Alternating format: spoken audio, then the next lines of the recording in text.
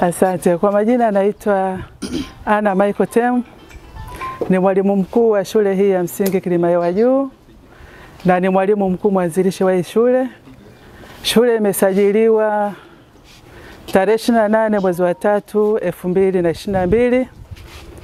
2022. Nilipokea ikiwa na wanafunzi 1444 ikiwa na walimu 21. Lakini kwa sasa kutokana na nilipokea rundo kubwa la watoto wengine wamehama, mpaka sasa hivi nina watoto 1200. Shule iko vizuri kama mlivyoiona, haipendezi kimazingira tu, hata kitaaluma tuko vizuri sana. Mwaka 22 kitaaluma nilisajili watoto 187, lakini walifanikiwa kufanya mitihani watoto 184 na watoto 176 walifaulu kwa kwenda sekondari. 2023 watoto 202 walisajiliwa, wote 202 walifanya mtihani, watoto 194 walikwenda sekondari. 2024 tulisajili watoto 150, wote 150 walifanya mtihani wa taifa, watoto 145 walifaulu kwenda sekondari. Lakini tunashukuru shule yetu ni katika shule mojawapo ambayo ilipandisha ufaulu kwa asilimia kubwa sana mwaka 2024 hadi kufikia kupewa cheti cha kupandisha ufaulu wilaya ya Kinondoni. Na kama tunavyojua wilaya ya Kinondoni ndio wilaya tunaoongoza Tanzania nzima mara 4 mfululizo.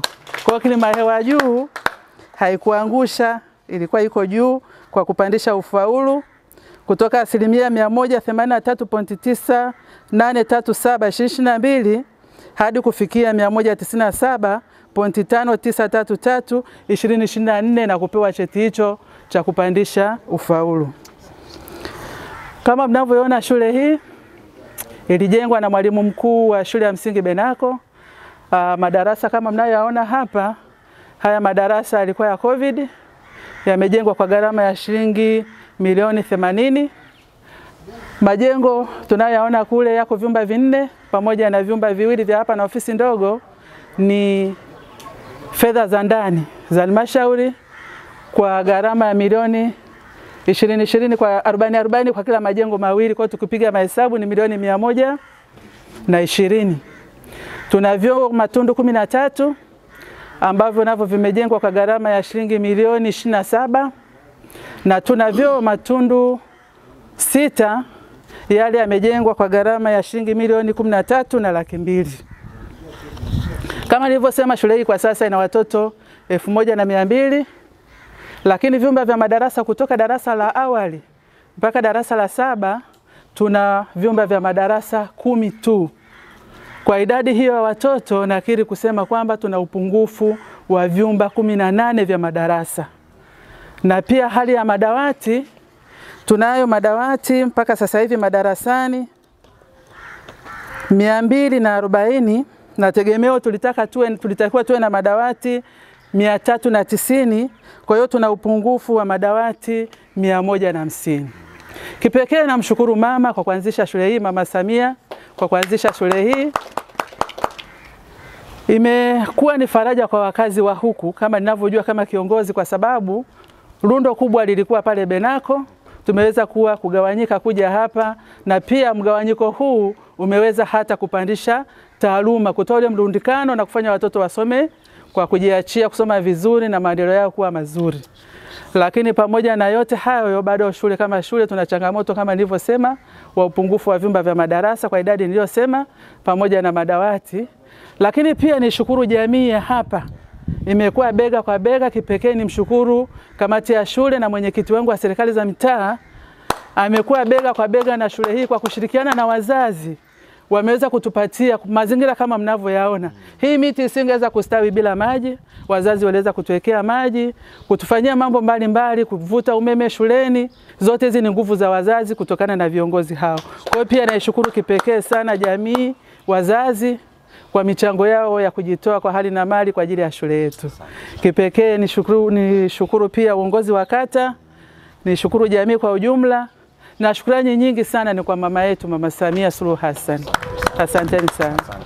Tuko kwenye shule ya Kilimahewa Juu. Tunamshukuru Mama Samia kwa kutupa shule nzuri. Watoto wetu wanasoma kwa kujinafasi. Tunamshukuru mwalimu mkuu kwa kutuwezesha watoto wetu kufaulu vizuri. Tunampongeza sana mwalimu mkuu, aendelee kutuboreshea watoto wetu. Tunamshukuru sana Mama Samia, aendelee kutupa misaada, asituache. Jamani, Mama Samia mitano tena.